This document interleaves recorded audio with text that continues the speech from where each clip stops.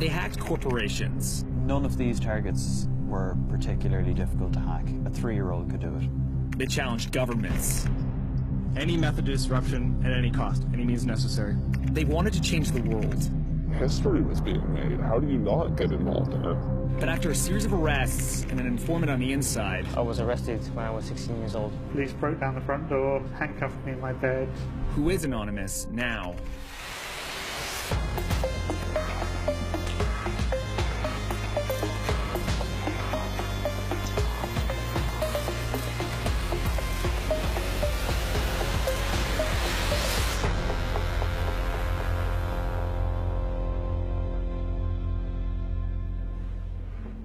Has a prepaid call. You will not be charged for this call. This call is from Jeremy Hammond, an inmate at a federal prison. This call is being... I'm calling Jeremy Hammond, a legendary anonymous hacker. Hammond is serving a 10-year prison sentence for hacking a private intelligence firm. Yo, what up, how you doing? Jeremy, how you doing? It's Ben. It's all good. Early morning, drinking coffee. Okay, well, look, they literally just called me from the lieutenant's office about 2 seconds ago. So, and the guy's standing right next to me right now, so I can't finish this call. Yeah, I guess I can't finish this call. You can't finish this call? Yeah, I guess I gotta go. You gotta go? I'll call you again later. Okay, are you gonna call back? I'm gonna try, yeah. Okay, all right, thanks, man. Good luck. Well, that was bullshit. Greetings, citizens of the world. Hello. Congress of the United States. Hello. Leaders of Scientology. Anonymous. It's a brand, a meme, and a movement. We are anonymous. We are legion. We do not forgive.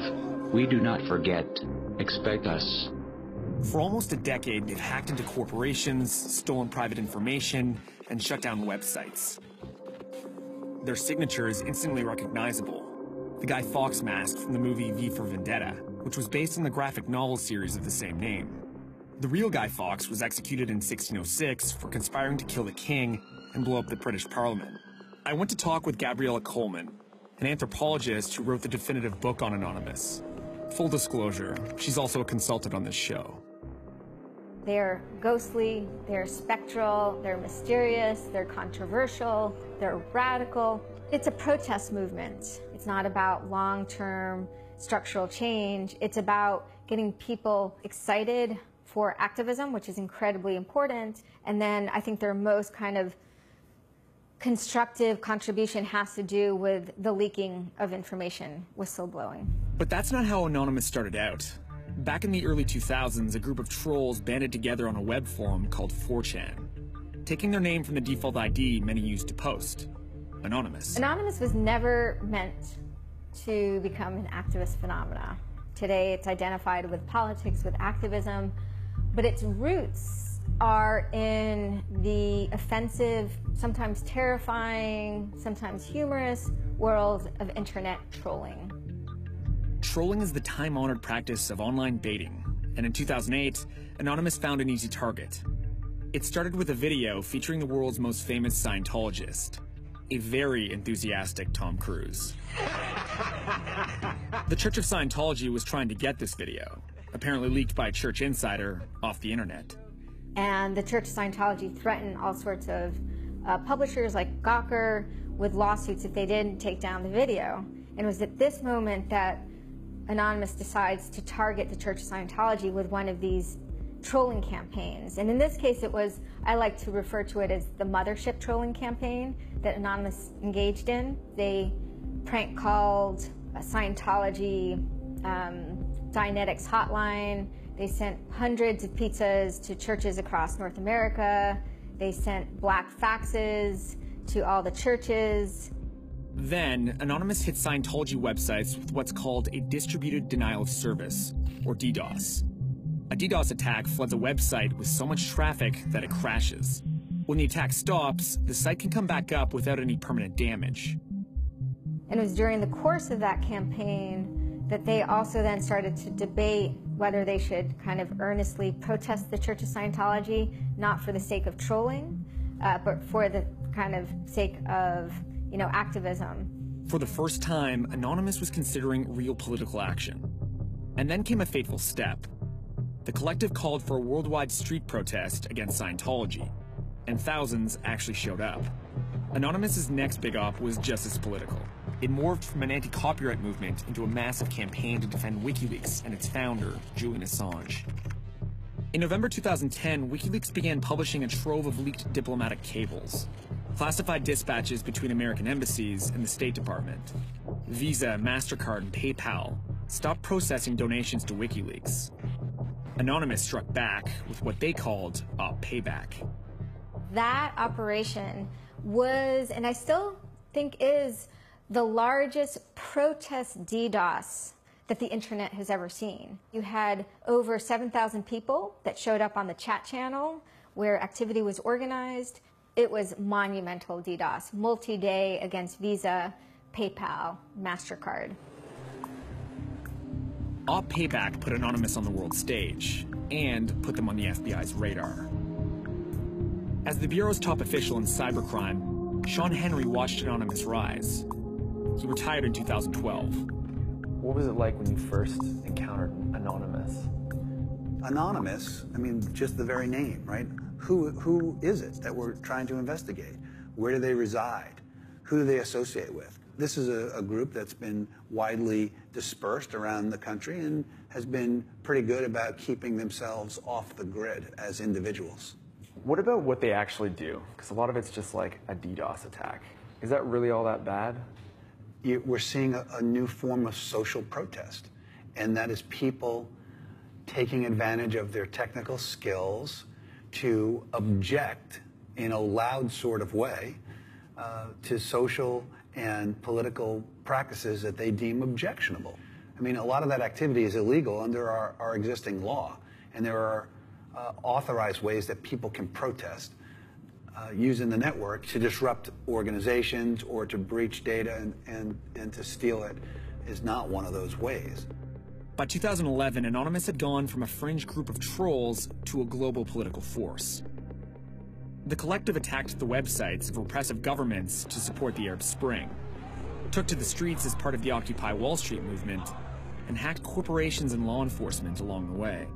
But to understand who Anonymous is now, I had to meet some of them in person.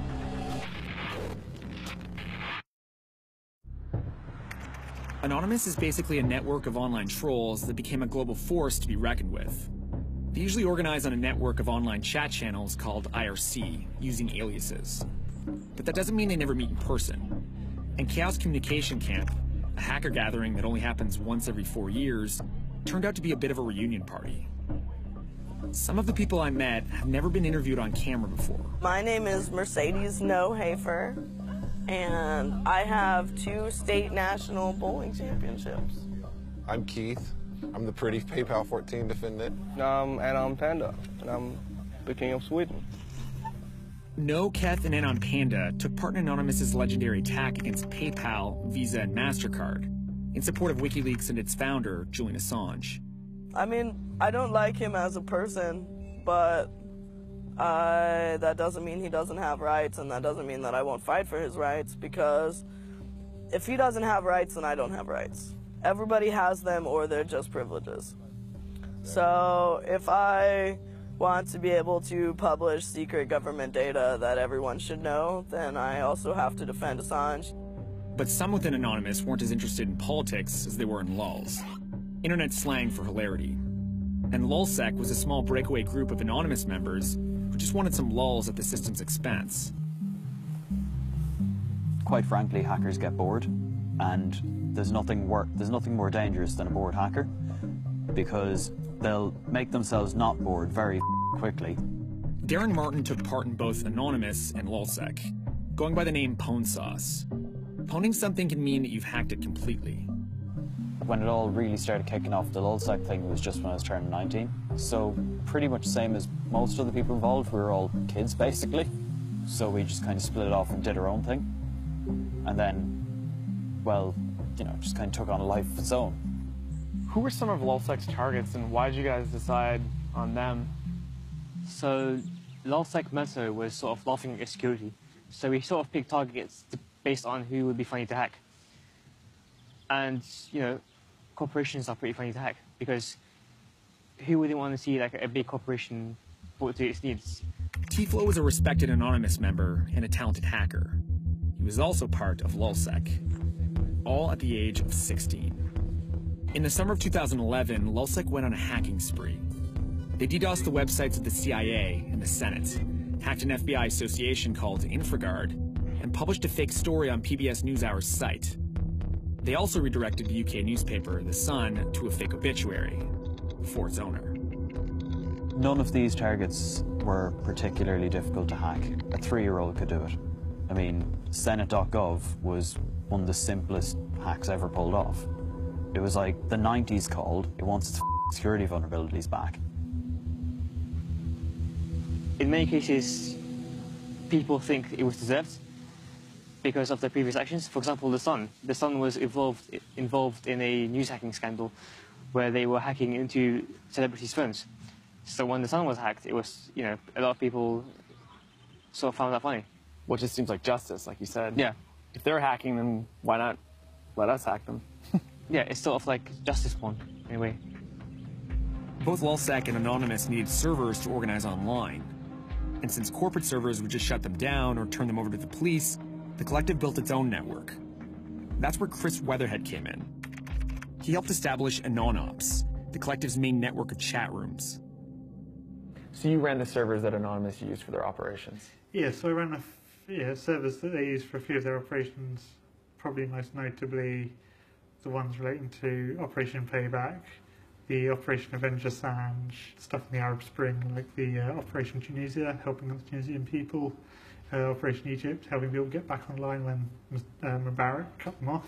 Did you develop pretty close friendships with certain people? None of us knew who anyone else really was. So there's a sort of a crossover between friendship and trust. You reach a point where you're implicitly trusting people with information, and therefore you are essentially befriending them because you only trust your friends. Trust was important since all of this was illegal and the heat was on. In 2011, law enforcement around the world located and arrested several members of LulzSec and Anonymous, laying dozens of charges for their high-profile hacks. So when the police turned up at my house, it was a highly unpleasant experience. They kind of gave it the whole TV treatment, I guess you could call it. They sent in the whole, you know, lots of people shouting really loudly with, you know, firearms and shit. I guess they were afraid that laptops were wired to explode or some crazy shit like that. Or that, you know, I'd have a delete button which would make all the evidence disappear or something. Police broke down the front door, came in, arrested me in my bed, handcuffed me in my bed. They all seemed so surprised that my computer and everything around it was off. Of course it's off, it's 7 in the morning. What do you expect? And me personally, I was just arrested because you're so pretty. It's because you're so pretty. No and Keth were arrested, but narrowly avoided doing major time. T-Flow was too young to go to prison, Ponesauce got off with a fine, and Chris spent 4.5 months behind bars. But there were much harsher sentences to come. Anonymous was on a roll. That is, until a series of arrests in 2011 and 2012. But for members of the collective, there was more shocking news to come. Many of the arrests were made possible by an informant. Hector Xavier Monsegur, otherwise known as Sabu, was a vocal member of Anonymous and LulzSec. Many considered him a friend. You met Sabu. What was that like? And what was he like? Sabu is such an interesting character. He was really involved in Anonymous. He was very charismatic. His personality online was larger than life. It was why he was so effective as an informant. Some of his peers and colleagues, you know, described him as legend. Why do you think he ratted out his friends and his peers?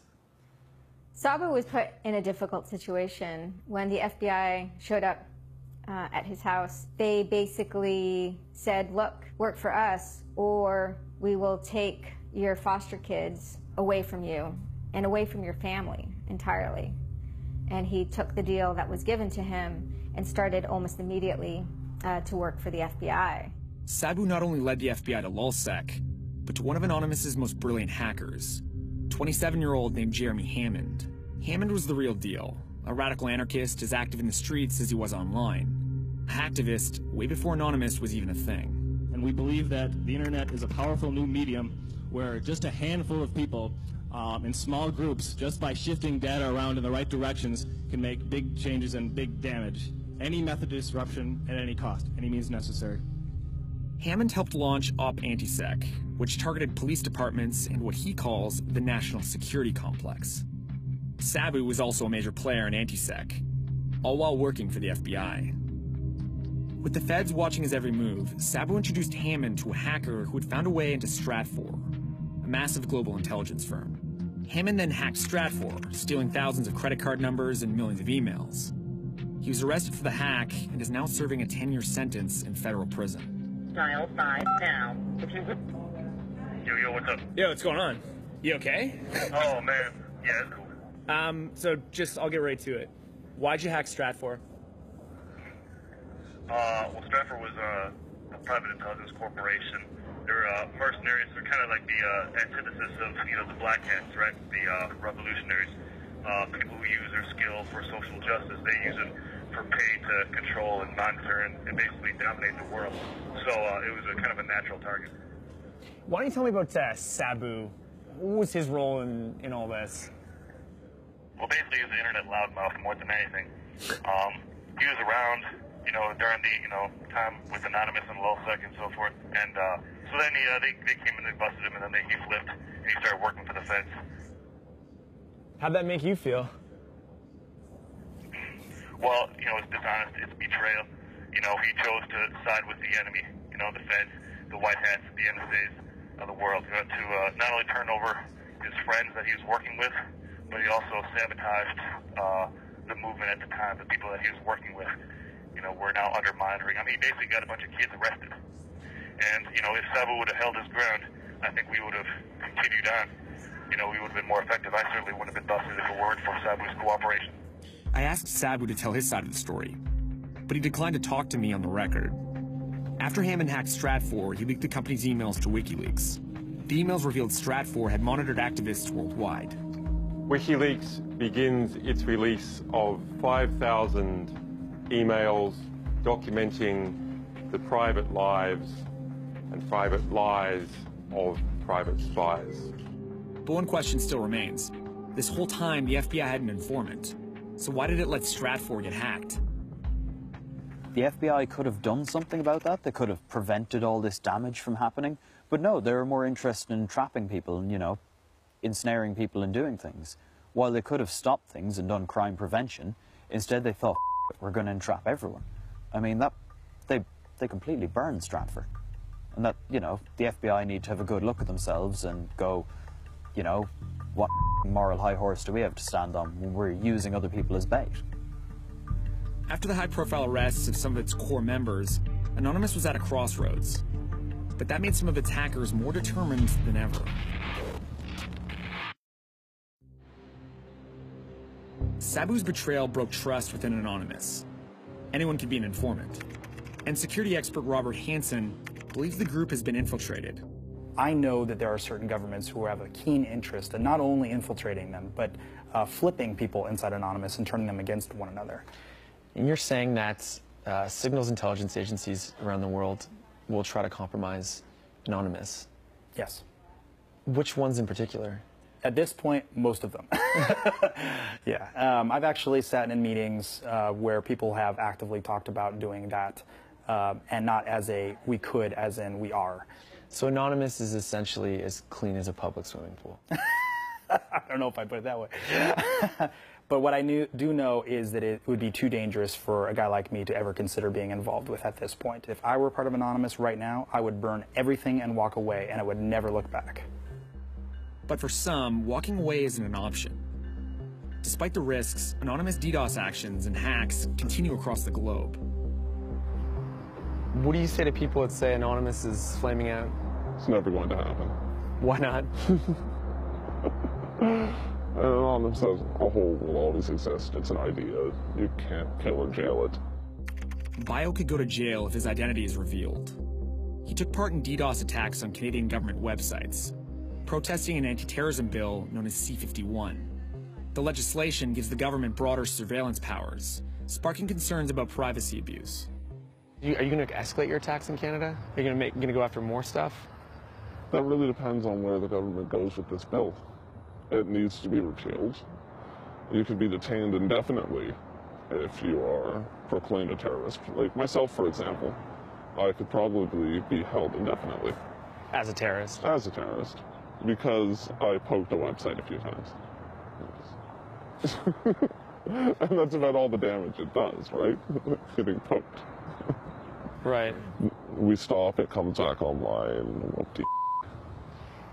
If you put your chances of going to jail in a percentage, what would it be? At this point, pretty high. And when we set out to do this in the first place with Outsider Privacy, we knew it would end one of two ways. Us in prison, or we'd win. That's that, really. We're not backing down, they're not backing down. When you arrest someone, that doesn't scare them away from it, at least within Anonymous. It just sort of makes them more motivated and sort of more passionate and more angry. If you could go back and do it all again, would you? Would I have had those ideals? Probably. Would I have got involved in Anonymous? Probably. Would I have ended up running servers? Highly likely. Therefore, would I still be in the situation I am now? Very likely. How does this end personally for you? Personally, this doesn't end. This is my life's work at this point. And this ends if they lock me up forever. Other than that, I don't think I'll ever stop. At its best, Anonymous has embarrassed those in power, taunting them, paralyzing them, and spilling their secrets online. As much an idea as a collective, concerted campaigns by law enforcement could weaken and demoralize, but not destroy it. And so, Anonymous lives on. All my comrades still out there in the struggle, keep doing your thing. It brings me great joy to hear about big shot corporations and government systems being hacked, having all their details exposed to the world. Thanks a lot, and I really appreciate you taking the time to talk to us. There it is, then. Take it easy.